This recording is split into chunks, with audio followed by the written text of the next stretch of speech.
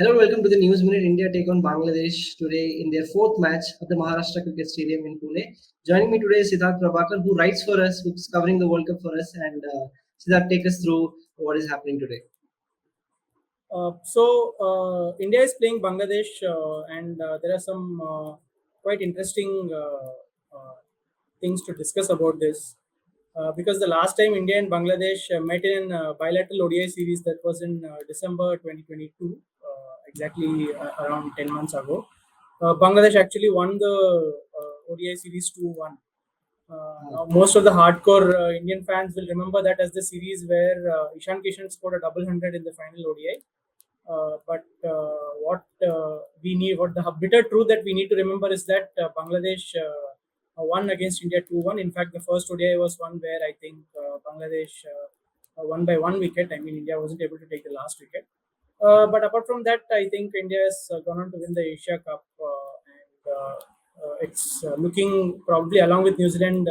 India seems to be the strongest side in the World Cup this time, and Bangladesh has, to be very honest, in my personal opinion, not matched up to the expectations because after a good performance in the bilateral series against India, and a lot of good spinners that they have, and playing in subcontinent conditions where it will aid their spinners, they spin heavy bowling lineup. It was expected that they would perform better, but they won only one game.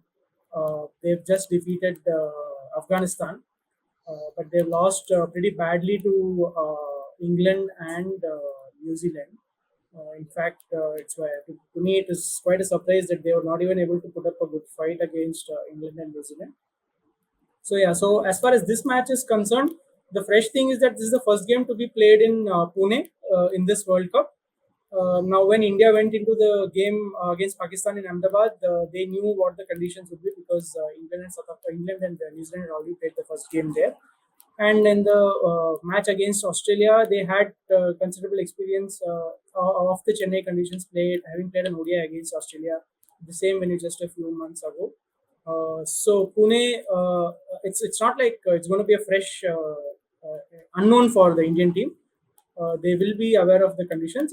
Some things will remain standard. I think batting second will definitely be easier given the view and under the lights.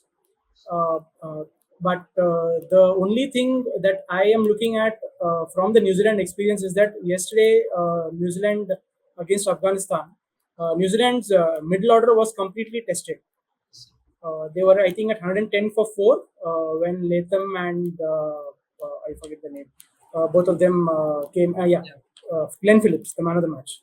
They got in and they stitched a good partnership, and then of course they won it very easily. But it was a good test for the middle order. India's middle order, if you see, till KL Rahul and even Shreyas Iyer has scored a 50.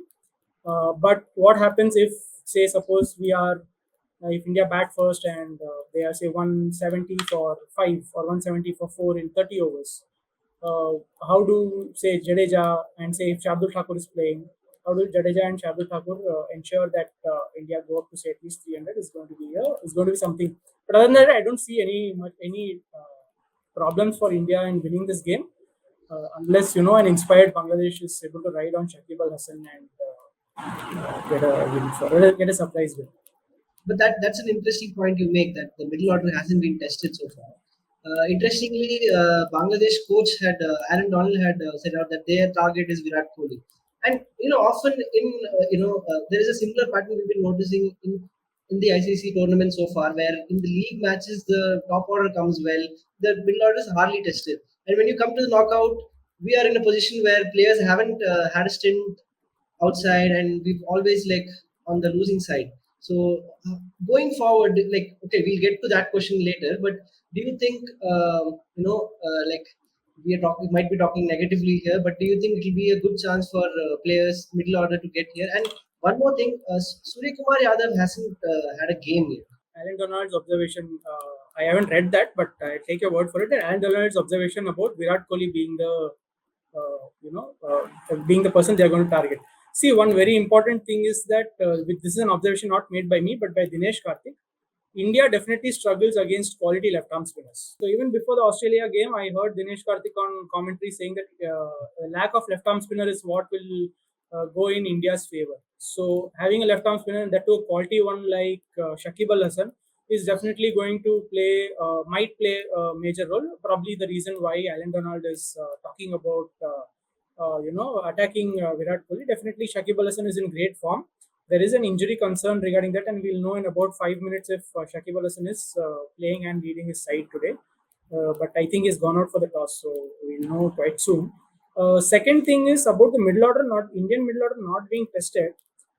I think it has been tested pretty well as compared to the 2019 World Cup, where Rohit Sharma and Shikhar Dhawan and Virat Kohli were in amazing form. But if you see, thanks to Australia's superb bowling in the first game, India were 5 for 3, and KL Rahul, and then later Shreyas Iyer were also in the next game. Shreyas Iyer, both of them were also quite well tested. Rohit is in good form. Shubman Gill, of course, in the short stay against Pakistan looked quite good. So I am not really concerned about India's batting as such. What I am looking at is the man of the series in the India versus Bangladesh ODI series in 2022, which Bangladesh won 2-1. First man was a all-rounder called Mehdi Hasan Miraz. Yeah. He's an off spinner. He's a good batsman. I think in the first match in this World Cup, he's picked up, I think, 2 or 3 wickets. But after that, he's not looked very great, especially against England and against New Zealand as well. So he's not looked great. So that is going to be, I think, Mehdi Hasan Miraz, if he comes along well, then he's another all-rounder that. And what Indian fans will never forget is the 2007 World Cup, where Bangladesh handed them a shock loss. That is something that continues to not haunt but definitely hurt Indian fans a lot. So, so that's where I'm coming. Like you haven't Not seen. sorry, not only fans but even the teams also. Indian cricket team also. It's definitely something. 2007 the captain was Rahul Dravid. Today he's the coach. So I'm sure there's not going to be any room for complacency in the Indian side against Bangladesh. When you were talking about Bangladesh spinners, right? Shakib Al Hasan and Mehdi Hasan, but they haven't been, they haven't they haven't performed that well in their previous matches. And with teams like teams like New Zealand, I think they could have put up a better fight. Yeah, definitely. In fact, yeah, to be honest, that is what I was expecting. Because if you see, one of the standout bowlers for New Zealand in this tournament has been Mitchell Santner, and whatever he has done, he's of course said that he's observed Ravindra Jadeja very closely. But if you see, Mitchell Santner has been quite slow through the air. He is tried to play a very strong, a very containing role, and then he's picked up wickets on that, and he's been backed up, of course, by Rachin Ravindra and Glenn Phillips now and then. But Mitchell Santner has been a standout bowler, so it's quite a surprise that Bangladesh spinner have not been able to perform better. So and also right. So if you see, Pune has usually been a batting pitch, and it's not a huge stadium. So India playing against Bangladesh today, how is their approach going to be? What at least what we are seeing now in this World Cup is that teams are quite wary about the impact of T20 on their batting, and they want to ensure that they bat out their 50 overs. So if you see, even in the loss against Netherlands, South African tail ensured that they bat out their 43 overs so that the net run rate isn't impacted. But if you look at even teams batting first, like New Zealand, for example, yesterday they were, I think, 110 for 4. So it was not until a late surge that took them to 280 or something. The batsmen were trying to keep the scoreboard moving and not really go for a England like approach where they're from the get go trying to go for 350 or 400. So what Bangladesh, if at all they bat first, is their approach will definitely be to bat out the 50 overs and get to a target of 300 or maybe 280, 300. But their job is not done because batting second is definitely going to be easier. So they'll have to pick up a few quick wickets at the top and expose that lower middle order to some kind of pressure that they haven't seen in this tournament so far. Right. So you have two teams who have played 3 matches right now, and India is comfortable at the second position. Bangladesh is on the sixth position with 2 points. So, like going forward for India, they play. I think they play Sri Lanka, they play England, and they have to play New Zealand. So, what kind like do you experiment with your combinations now, or you stick with the same thing? You check out players because we have seen in I think previous ICC tournament where Ashwin was not part of the league stages, but he was brought in the knockout stages. So, tell us something about that. Yeah, I think you're talking about the 2011 World Cup there, where I think the first game or probably one of the second game that he played was the quarterfinal. I think he played a game against West Indies in Chennai. If I I think remember it was in Chennai also. Yeah. correct.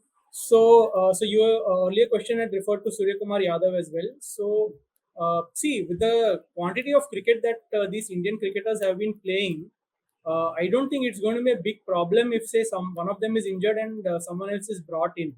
So I don't think it's going to be like, okay, fine, if Shreyas Iyer is injured, will Surya Kumar Yadav be in good touch to come in? I don't think that's going to be a big problem because they've been playing a lot of cricket. They are all well trained. They are all professionals. But the other thing is that as of now, as in today's game, I don't think India will risk, giving a chance, so to speak. I think India knows the importance of winning games and building up a momentum in the World Cup, and also securing the semi-final spot early. And then when probably that has happened, then maybe there's a chance. There could be a chance where India try out their batting strength or bowling strength. So the news is that Bangladesh are batting first, and the biggest blow today is that Shakib Al Hasan isn't playing. So, what is going to be their approach now? And you we have seen through the tournaments, through Bangladesh's history, that they have dependent on Mushfiqur Rahim to come good, Shakib Al Hasan to come good, and Shakib Al Hasan isn't playing today. So, what is going to be their approach today? So it does come as a big blow to Bangladesh. I mean, especially we were just discussing about how he's going to play a big role given India's perceived weakness or perceived problems against left-arm spin bowling. But if you see Bangladesh, especially with their coaches like Alan Donald and even in the past foreign coaches, they have built up a good bench strength, which has also been I mean, which has grown because of participation in foreign leagues and even the Bangladesh Premier League and things like that. So I'm sure whoever they draft in is going to try and fill the rather large boots of Shakib Al Hasan. But definitely Shakib Al Hasan not playing is going to be a big blow, especially because he's a player who can get into the side just for his bowling or just for his batting. So he's someone who plays a middle order role, who can score hundreds in the middle order, and who can bowl your 10 overs, bowl his 10 overs for say 30 runs and pick up 3 or even 5 wickets. He's one of the best all rounders world cricket has seen, ODI cricket has seen. So it's definitely going to be a big blow for Bangladesh. So, but you have seen when Bangladesh plays in India, even in World Cups, I think, even in the last World Cup in India, Bangladesh did manage to play Indian bowlers well. It's often Indian batters against their bowlers and their bowlers. So, what can be a good total for them today? See, I feel that any total in excess of 250, say if they get to 275, 280, that is definitely going to put some pressure on the Indian batsman. But it's going to put some pressure on the Indian batsman. But again, it's only if Bangladesh pick up early wickets. So the question will be how soon can they get Rohit Sharma and Shubman Gill out, because Rohit Sharma has clearly indicated that he's going to play a certain way in this World Cup. Shubman Gill definitely is someone who scores a lot of quick runs.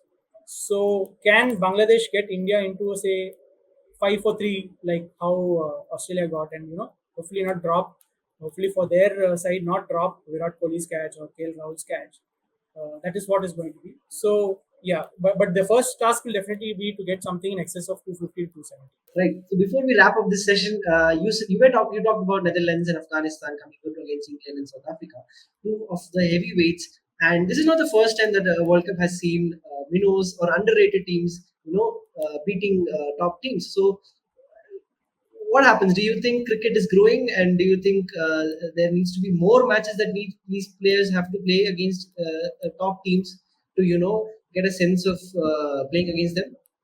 See, definitely, rather than the question of is cricket growing, I can speak from the perspective of a very hardcore cricket fan that uh, the so-called minnows, the so-called lower-ranked teams like Netherlands and Afghanistan and Bangladesh doing well against top-ranked teams. I mean, let's face it, Afghanistan has defeated the defending champions, and Netherlands have defeated South Africa, whose middle order was touted, or rather is touted to be next only to India's.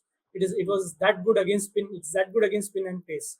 So it's definitely a great advertisement for cricket and for the World Cup, which has largely seen one-sided games so far.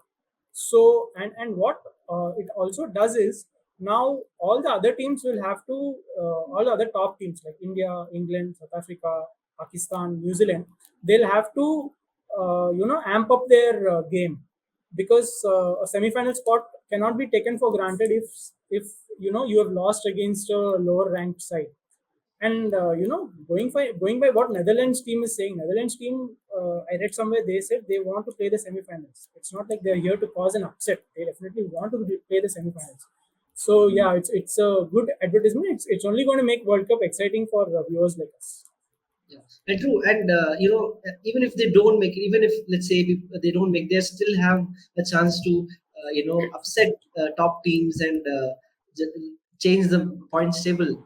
We hope we have a good match today. The middle order is tested fortunately and become good. And Siddharth writes for us and is writing on the World Cup. And please do read his articles on the World Cup. Thank you, Siddharth.